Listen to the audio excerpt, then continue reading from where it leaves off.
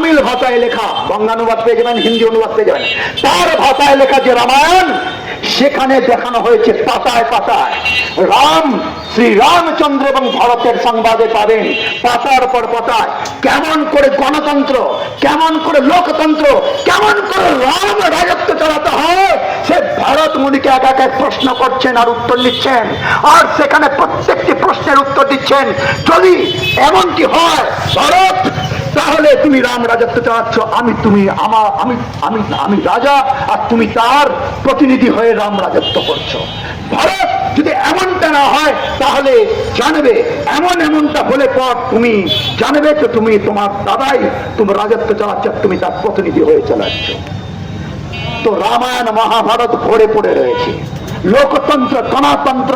রামায়ণ থেকে আমরা পেয়েছি যে রাম রাজত্ব কেমন হবে, আর সেই দিকে সাধু সন্তরা এগিয়ে চলেছেন।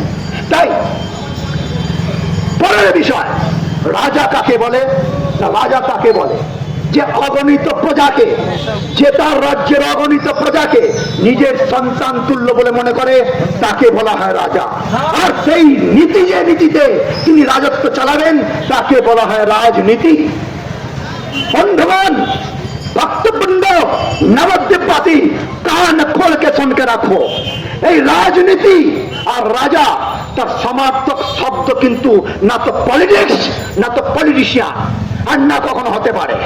আপনারা কি জানেন এই পলিটিক্স কোথা থেকে জন্মগ্রহণ করেছে?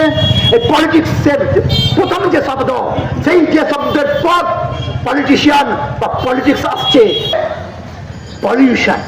পলিউশন মানে কেউ জানেন না? ডাস্টবিনের গন্ধেকে কিচার, ট্রেনের গন্ধেকে কিচার, তাকে বলে পলিউশন। ডাস্টবিন থেকে পলিউশন ওঠে, ট্রেন থেকে পলিউশন ওঠে, আর কে না জানে বায়ু পলিউশন, শব্দ পলিউশন, খাদ্য পলিউশন, ভূমি পলিউশন, পলিউশনই পলিউশন।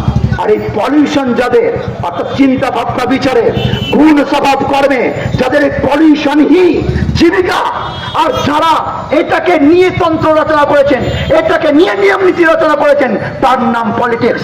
আমরা চাই না, ভারতবাসী চায় না, ভারতবাসী আর চায় না